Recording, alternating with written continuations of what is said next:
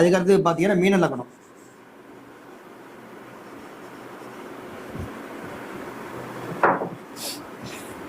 அதுக்கடுத்து பார்த்தீங்கன்னா மீன லக்னம்.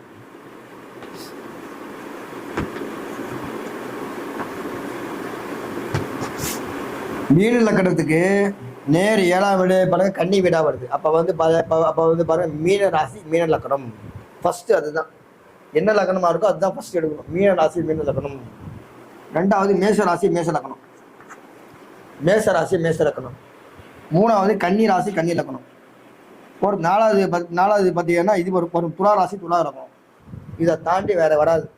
அப்படி வந்ததுன்னா மிருகசீலம் சித்திரை அவிட்டம், மிருகசீலம் சித்திரை அவிட்டம் புனர்பூசம் விசாகம், புனர்பூசம் விசாகம் பூரட்டாதி, ஆயில்யம் கேட்டே ரேவதி, ஆயில்யம் கேட்டே ரேவதி. நாலாவது பார்த்தீங்கன்னா இது ஒரு பரணிபுரம் பூராடம், பரணிபுரம் பூராடம். இதில் தான் உங்களுக்கு நட்சத்திரம் ராசியோ லக்கணாதிபதியோ லக்கண புள்ளியோ இதில் போய் தான் உட்காந்துருக்கும். இல்லை லக்கணாதிபதியாவது போய் இதில் போய் உட்காந்துருப்பார். இது 90% மேக்சிமம் பொருந்தி வருது. 10% கொஞ்சம் மாற்றங்கள் இருக்கு. நான் இல்லைன்னு சொல்லல, 10 மாற்றங்கள் இருக்கு. இதுக்கு அடுத்த சப்ஜெக்ட் போகலாம்.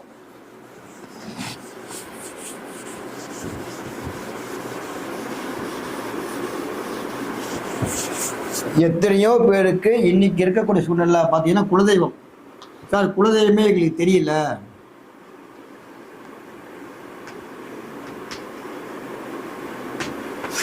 குலதெய்வமே எங்களுக்கு தெரியல அப்படின்னு பல பேர் இன்னைக்கு இருக்காங்க. குலதெய்வமே எனக்கு வந்து முன்னோர்கள் வழிபாடு விட்டு போச்சு சார் அப்படின்னா நிறைய பேர் இன்னைக்கும் இப்போ நான் பார்க்குற ஜாதகத்தில் ஒரு 70% வந்து அவங்க எல்லாம் வந்து குலதெய்வ வழிபாடு விட்டு போச்சு, தெரியல, இதெல்லாம் நிறைய சொல்கிறாங்க.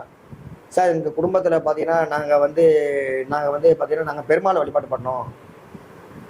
மெயினாக பாருங்கள், குலதெய்வன் வந்து பார்த்தீங்கன்னா சிவன், முருகன், பெருமாள் இவங்களெல்லாம் பார்த்தீங்கன்னா குலதெய்வத்துக்குள்ளே வரமாட்டாங்க. அப்படிதான் பார்த்தீங்கன்னா எங்கள் தாத்தாவே பார்த்தீங்கன்னா திருவண்ணாமலை அண்ணாமலையார் தான் வழங்கினாரு. நான் ஒரு குலதெய்வமாக தான் வழிபாடு பண்ணிட்டு இருக்கேன். என்ன பண்ணுறது, மேக்சிமம் வராது. ரூல் அதுதான். ரூல் என்னன்னு கேட்டீங்கன்னா சிவன் பெருமாள் முருகன்லாம் பார்த்தீங்கன்னா என்ன இஷ்ட தெய்வமாக வருவாங்க, இஷ்ட தெய்வமாக வருவாங்க. சிவன் பெருமாள் முருகர் அவங்க 3 பேர் இஷ்ட தெய்வமாக வருவாங்க. மேக்சிமம் குலதெய்வத்துக்கு அவங்க வந்து வரமாட்டாங்க. உங்கள் குலதெய்வம்னு பார்த்தீங்கன்னா பெண் தெய்வமாக தான் இருக்கணும். பெண் தெய்வத்தை தாண்டி வேறு தெய்வம் வராது. பெண் தெய்வம் இல்லைன்னா பார்த்து காவல் தெய்வம் சொல்லுவோம், காவல் கடுப்பு தெய்வம் அப்படி சொல்லுவாங்க. ஸோ எனக்கு வந்து குலதெய்வமே தெரில. அந்த மாதிரி இருக்கும்போது வீட்லேயே வந்து காலையில் பிரம்ம முகூர்த்தத்தில் ஒரு 6 மணிக்குள்ள ஒரு 6 மணிக்குள்ள ஏந்து காலையில் குளிச்சுட்டு ஒரே ஒரு மண் அகல் விளக்கு,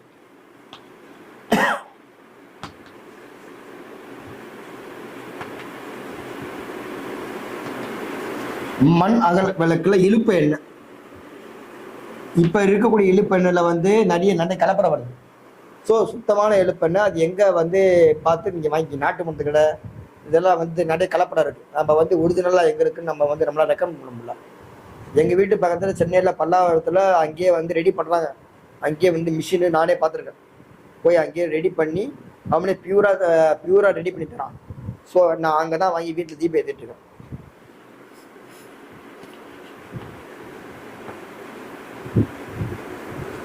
வீட்டில் காலையில் 4:30 மணில இருந்து 6 மணிக்குள்ள மண் அகல விளக்குல ஒரே ஒரு மண் விளக்கு தான், ஒரே ஒரு மண் அகல விளக்குல இருப்ப எண்ணெயில். சார் என்னால் 6 மணிக்கு நான் ஏந்துக்கிறதே 7 மணி ஆகுது சார் அப்படின்னாலும் பரவாயில்ல.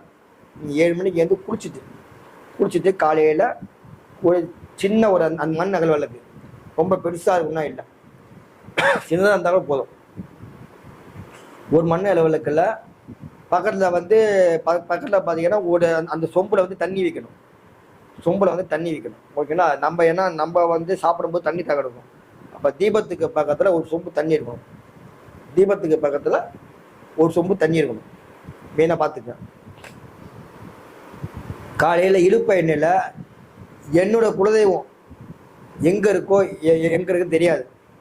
நீங்கள் நல்லபடியாக எந்த இடத்துல இருந்தாலும் யார் மூலமாவது எனக்கு காமிச்சு கொடுங்க அப்படி சொல்லிட்டு உங்கள் வீட்லேயே உங்கள் வீட்டில் இருக்கக்கூடிய உங்கள் வீட்டில் எத்தனை சாமி படம் இருந்தாலும் சரி, சாமி படங்கள் ரொம்ப வச்சுக்காதீங்க. ஒரு 10 சிம்பிளாக வச்சுங்க. பூஜை ரொம்ப பிரம்மாண்டமான வைக்காதீங்க. ரொம்ப அதிகமான சாமி படங்கள் இருந்ததுன்னா அதுக்கு நீங்கள் வந்து பார்த்தீங்கன்னா பூஜை பண்ணணும். சில பேர் வீட்டில், எங்கள் வீட்டிலே சாமி படங்கள் அதிகமாக இருந்தது. இப்போ நான் எல்லாத்தையும் ஒவ்வொன்றா இது பண்ணிட்டு வரேன். சாமி படங்கள் ரொம்ப இருக்கக்கூடாது. ஏதாவது வந்து இப்போ வந்து ஒரு வீட்டில் பார்த்தீங்கன்னா இந்த முருகன் படமே 10 படம் இருக்கும், வேலை செய்யாது. ஏதாவது ஒரு முருகன் அவ்வளோதான் போதும். முருகன் ஒருத்தர் தான். அந்த இது மட்டும் தான் வேற, உருவம் மட்டும் தான் வேற. அங்கங்கே இப்போ என்ன சொல்ற, திருப்பரங்குன்றம் முருகன், திருச்செந்தூர் முருகன், வடபழனி முருகன், அந்த பேரு தான் வேற, தவிர முருகன் ஒருத்தர் தான். இந்த வீட்டில் வந்து ஒரே ஒரு முருகன் படமா அது படம் மட்டும் வைங்க. விநாயகர் வைக்கிறீங்களா வைங்க, அது உங்கள் சௌரியம்.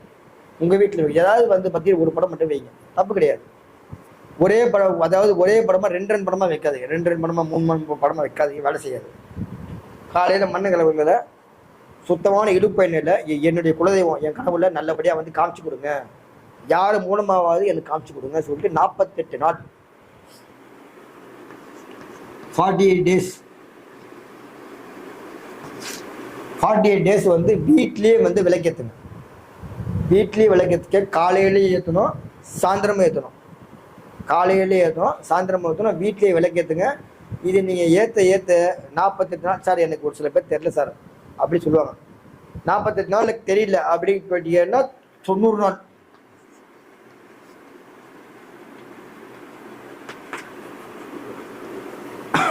நாற்பத்தெட்டு நாள் தெரியல சார், கண்டுபிடிக்க முடியலன்னா 90 நாள். நீங்கள் 90 நாளில் ஏற்றி முடிக்கிறதுக்குள்ள உங்களுடைய குலதெய்வம் கண்டிப்பாக உங்கள் கனவுலையோ இல்லை வேற யார் மூலமாவோ கட்டாயம் காமிச்சு கொடுக்குமானா காமிச்சு கொடுக்கும், 100%. இதை நான் ஒருத்தருக்கு சொல்லி 48 நாள் விஜய் எடுத்துங்கன்னு சொல்லி அவரும் விடாமல் பண்ணார். 47ஆவது நாள் தெரிஞ்சது. 47ஆவது நாள் இதே நம்ம கஸ்டமர் தான்.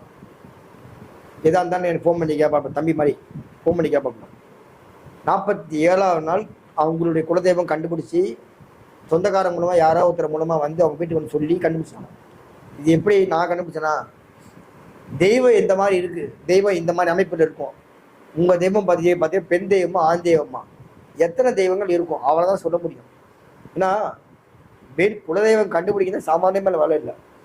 உங்கள் முன்னோர்கள் எங்கே இருந்தாங்க தெரியாது, மாறி மாறி வந்தாங்களா தெரியாது. அது யாரும் தெரியும், நமக்கு மேலே இருக்கக்கூடிய உங்கள் குலதெய்வத்துக்கு தெரியும். இல்லை அதை கண்டுபிடிக்கணும்னா எனக்கு பிரபஞ்சத்து மூலமாக எனக்கு வந்து அந்த சமயத்தில் ஏதாவது ஸ்பார்க் வரணும். அப்படி வந்தால் கூட பெண் தெய்வமா ஆண் தெய்வமா எந்த மாதிரி பேர் அவ்வளோதான் சொல்ல முடியும். எக்ஸாக்டாக இந்த இடத்துல இருக்கு சொல்ல முடியாது. ஏன்னா அதுக்கு தான் கேட்கணும், பூர்வீகம் மெயினாக தெரியணும். சில பேருக்கு பாருங்க பூர்வீகமே தெரியாதுங்க அப்படின்னு சொல்லி எப்படி குலதெய்வத்தை கண்டுபிடிப்பீங்க? ஏதாவது தெய்வத்தை வழிபாடு பண்ணா உங்க பூர்வீகமே மாறுதுன்னா எப்படி குலதெய்வத்தை கண்டுபிடிப்பீங்க? ஸோ மெயின் பிரச்சனை. எனக்கு குலதெய்வத்தை கண்டுபிடிக்கிறதுக்கு 12 வருஷம் ஆச்சு. என் குலதெய்வத்தை கண்டுபிடிக்கிறதுக்கு 12 வருஷம் ஆச்சு. தேடி கண்டுபிடிச்சாச்சு. அது வந்து 2வது வரி வேற. எவ்வளோ போராடி ஆனாலும் நான் சோர்ந்து போல. என் குலதெய்வத்தை நான் தேடி கண்டுபிடிச்சே ஆகணும் அப்படின்னு நான் உறுதியாக இருந்தேன். இதெல்லாம் பண்ணி பிரசனம் பார்த்து என் மனசு ஏற்றுக்க மாட்டேங்குது. ஒவ்வொருத்தரும் ஒவ்வொரு தடவை சொல்கிறாங்க, ஆனால் என் மனசு அது ஏற்றுக்க மாட்டேங்குது. இப்போ குலதெய்வம் கண்டுபிடிச்சோன்னே என் மனசு சைலண்ட் ஆயிடுச்சு. பாருங்க, அதுதான் நேரம். என் குலதெய்வம் இது உண்மையான குலதெய்வம் கண்டுபிடிச்ச உடனே என் மனசு ஓகே சாந்தமாயிடுச்சு. இதுக்கப்புறம் நான் என்னை வந்து பாருங்க தேட வைக்கல, என்னை தேட வைக்கல. இப்போ குலதெய்வத்தை வழிபாடு பண்ணிட்டு இருக்கோம். அது 2வது. இப்போ என் மனசு ஏன்னா இப்போ ஒருத்தரை வந்து யாரோ ஒருத்தர் அப்பா அம்மா சொல்றாங்க, அங்கே போனேன்னு நமக்கு முன்னாடி பாசம் ஒட்டணும். அதாவது சொல்றாங்கல்ல, பெத்த அப்பா அம்மா ஒன்று, யாராவது ஒருத்தர் வந்து வளர்த்த அப்பா அம்மா ஒன்று இல்லைங்களா? ஒரு குழந்தை எங்கே போனோம் கரெக்டாக ஒரு குழந்தை ஒன்று அழுதுட்டு இருக்கு. அவங்க அம்மா கிட்ட போனோடனே கட்டாயம் பார்த்து அழுக நிப்பாட்டிடும். இது ஏன்? வேற ஒருத்தரை போனவங்க கூட டக்குன்னு பார்த்து ஓடு அழுதுட்டு வந்துருக்கோம். இத்தனையும் ஒரு 2 வயசாக இருக்கட்டும், 3 வயசாக இருக்கட்டும், 4 வயசாக கூட இருக்கட்டும், அந்த கரெக்டாக அந்த குழந்தைய தூக்கக்கூடிய இது வந்து அந்த தூக்குற இது வந்து அந்த குழந்தைக்கு கரெக்டாக அதுக்கு உண்டான ஒரு அந்த இது இருக்கும். மெயின் உணரக்கூடிய இது இருக்கும். ஓ, அம்மா தான் நம்மளை தூக்குறாங்க, அம்மா தான் நம்மளை இது பண்ணுறாங்க சொல்லிட்டு குழந்தை சைலண்டாக இருக்கும். வேற ஒருத்தர் தூக்கி பாருங்களேன், குழந்தை ஒன்று கத்தும். அதே மாதிரி தான் தெய்வம். வேற ஒருத்தர் நம்ம போனோம்னா நமக்கு அந்த இது ஸ்பார்க் வராது. ஏன் இதுவே மாற்றமே வரல யோசிப்போம். ஸோ அந்த மாதிரிலாம் இருக்கும்போது நீங்கள் இந்த மாதிரி நீங்கள் பண்ணிட்டு வாங்க. குலதெய்வத்தை கட்டாயம் நீங்கள் கண்டுபிடிக்கலாம், 100% வேலை செய்யும். ஓகேங்களா? வேறு சந்தேகங்கள் ஏதாவது இருந்தாலும் கேளுங்க. இதுக்கு அடுத்தது நம்ம வந்து பார்த்தீங்கன்னா கேள்வி பதில் போகலாம். உங்கள் சந்தைகள் எது வந்தாலும் கேளுங்க. ஓகேங்களா? எல்லோருக்கும் நன்றி, வணக்கம். நம்ம மீண்டும் சந்திப்போம்.